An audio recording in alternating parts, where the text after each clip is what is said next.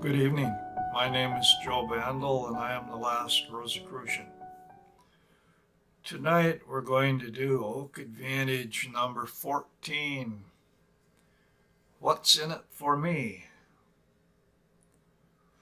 Now this is kind of a interesting topic because we're going to be talking about two things. We're going to be talking about altruism and we're going to be talking about selfishness and selflessness. And I tell you right now, we're living in a world, we're living in a society where,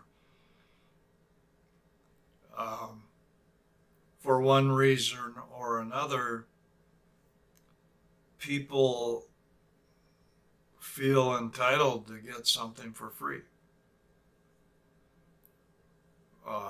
They feel they're owed.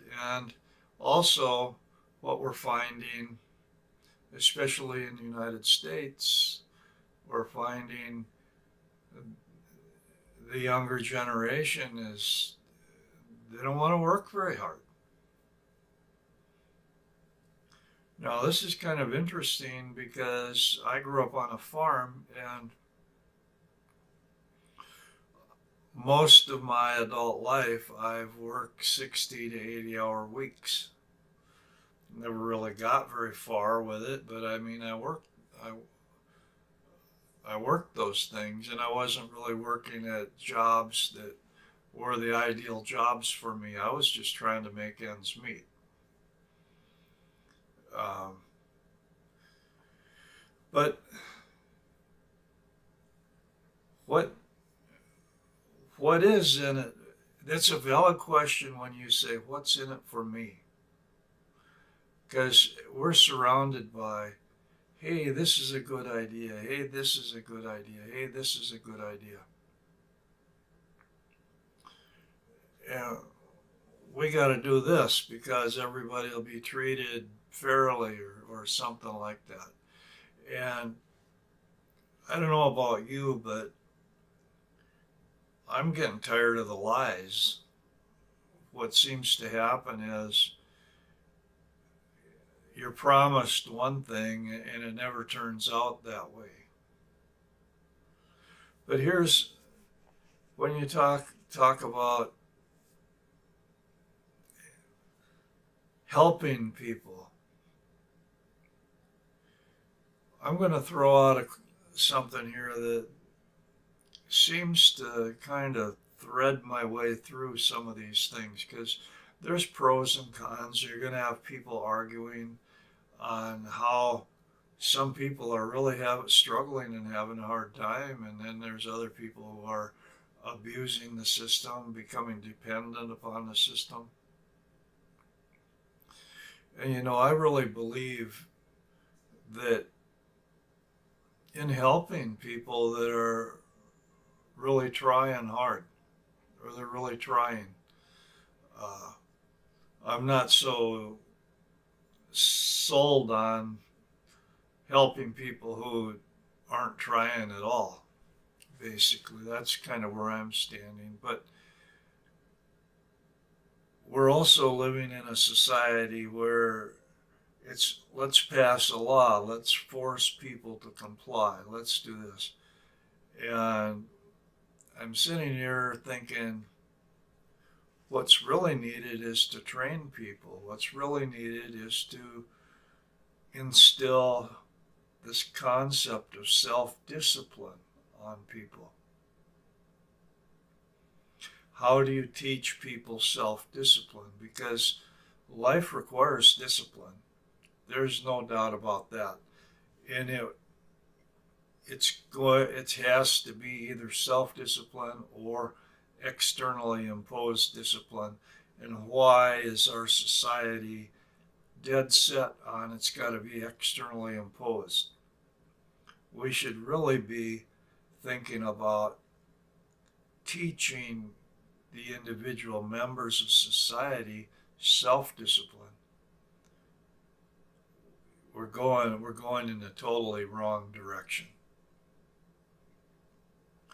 Teaching self-discipline leads to good self-esteem.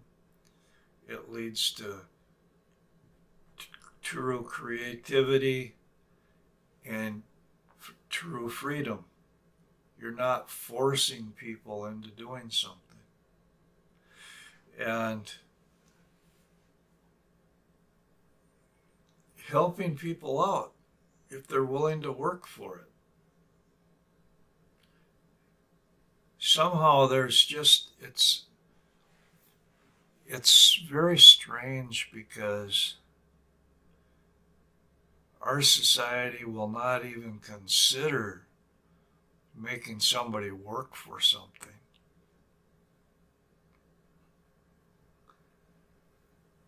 They just give it to them and create a dependency. What our society's doing is deliberately creating dependence on its programs, dependence on the government, dependence upon anybody but yourself. Why is that? Well, it's to gain control. It's a control mechanism, and it's really based on external control, forcing people to comply to some law, some standard, some moral value.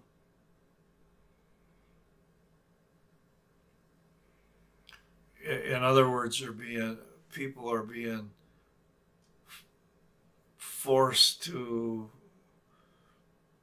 be clones of each other.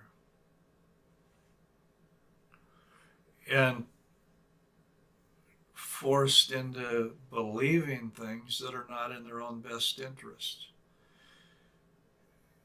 I listened to some of these things, the narratives that mass media comes out with, and over the last few years especially, it's become increasingly obvious that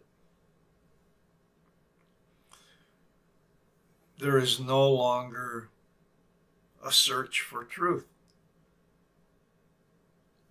The news media and outlets, they will deliberately invent a narrative just to get people to do what they want.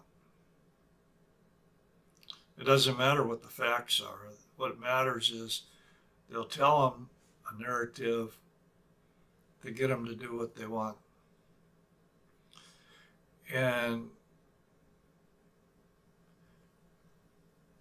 a lot of it is not in our personal best interest. I remember a slogan back in the Vietnam War. I was too young to participate in the Vietnam War by 1 or 2 years. But one of the slogans there was, "Hell no, we won't go. We won't fight for Texaco." In other words, go to war and die for an oil company. Well, corporate interests in the military-industrial complex, I'm becoming pretty convinced that they rule politics. They rule the government here. They're creating the situations. It's being manipulated, and the middle class, for example, is disappearing. And it's time to say, what's in it for me? By saying what's in it for me is not necessarily selfish.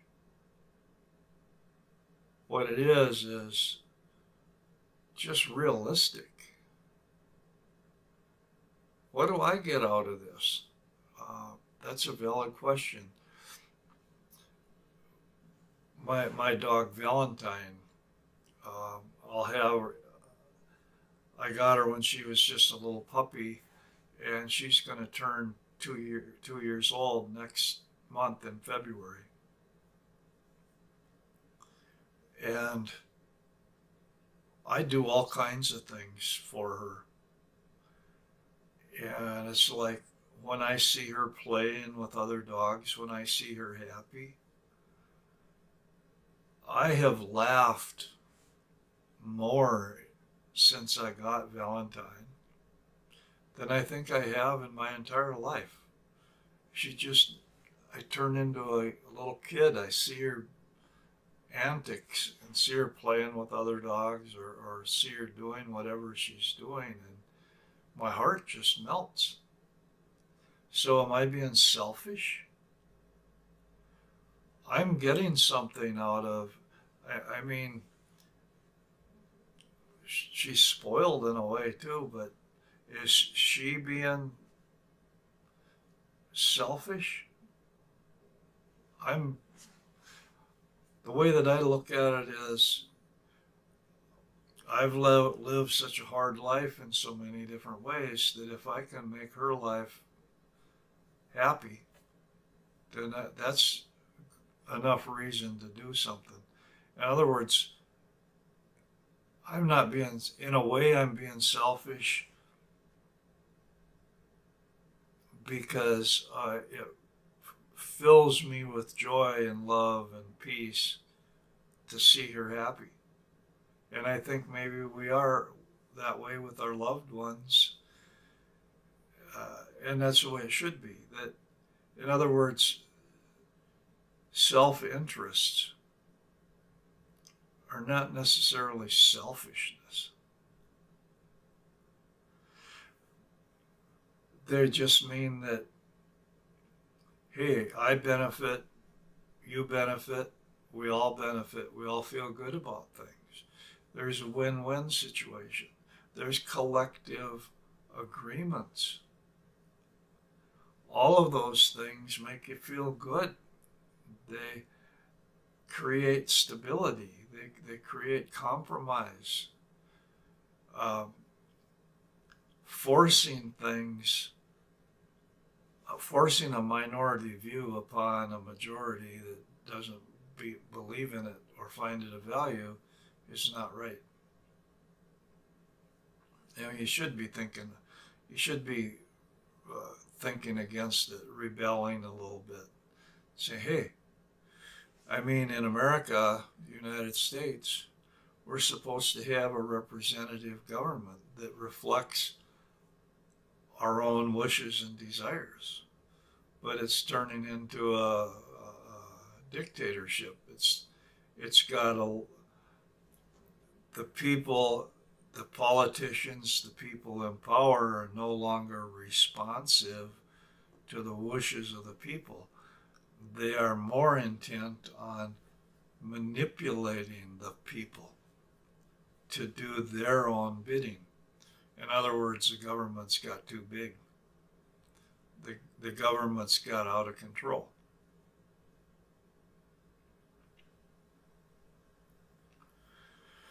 But is it just the governments? It's also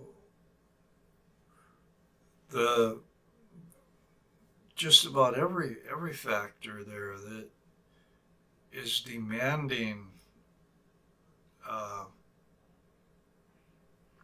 greed. Big pharma, the medical industry. The medical industry is more interested in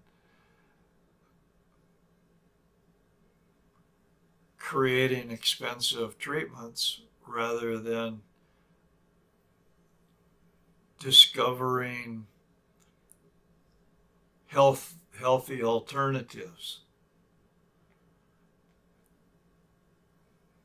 The junk that we have, the junk you can find in the grocery stores. Why do we encourage junk? The sugar products, for example, or the GMO products, things that you call it food, but they don't really have that much nutritional value at all. Maybe they cause disease. It's not, there's a lot, I'm just saying that there's a lot of things that are happening that are not in my interest, they're not in your best interest. And we just letting them be because we're supposed to not complain about some of these things, not be concerned about some of these things. Um, this whole idea of altruism is a higher goal or something like it's mental, it's in your head. We need to seriously sit down with our feet on the ground and start thinking about rational, organic ways and solutions to some of the issues that are going on in our life. Because too many people are living in their heads. At any point in time, there are going to be people living in their heads or whatever, ideologues. But there always has been people with their feet on the ground and a level head on their shoulders. There was, when America was founded, farmers, there were so many farmers that were politically significant. And they had their feet on the ground and they had a rational, objective perspective, self sustaining lifestyle. We don't have the farmers anymore. We got everybody wants to be a government worker because that's where the safety is. That's where the money is. Um,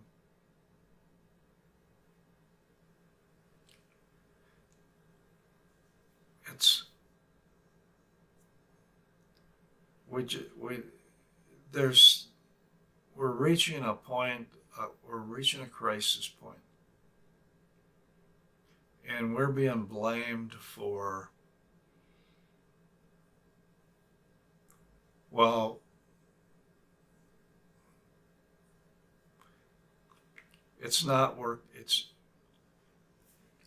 just not working. Personal growth, listening to the still small voice, following the inner voice of your conscience. Um, that's that somehow we've lost our way. Uh, Rational atheists is what logic and reason are supposed to take the place of uh, self-evident truths. You know, and logic and reason. So people that are clever with their words, they create these arguments, they create these thoughts that the average person is not able to refute. So they go along with it. They're intimidated by it. But there's a lot of holes in the logic and reasoning, and things are starting to fall apart, and you're seeing a lot more cognitive dissonance. These people who are living in their heads are struggling more and more and more because their reality is not matching what they've been taught. So one way or another, there has to be a return to common sense, a return to the organic, realistic truths and values. And the only way that that can happen, in my opinion, the only way that can happen is if we have self-interest, if we look out for ourselves, if we look out for our families, if we look out for our loved ones, and we just say, what's in it for me? I'm going to be exploring some of these concepts later on, and I realize this was a little bit rough. Uh, but it, so much, there's just a few simple core statements or ideas, and one of them is self-esteem and how important self-esteem is. But society is so certain that anything concerning the ego is destroy the ego, become selfless, think about others rather than yourself. And that is becoming a problem. That's what I guess I'm getting at is there's two kinds of thinking, and you're going to be on one camp, you're going to be on the other camp. And one of those camps is demanding external discipline being imposed, coercion, forcing everybody to do things whether they want to or not. And there's a smaller but more vital and rational and organic authority that has common sense. Or individuals, there's individuals that are like, what's in it for me? And they're standing their ground. And ultimately, they're going to be the ones that are calling the shots. Anyway, this was kind of a just off the wall topic tonight, but I hope I didn't do it too bad. See you next time.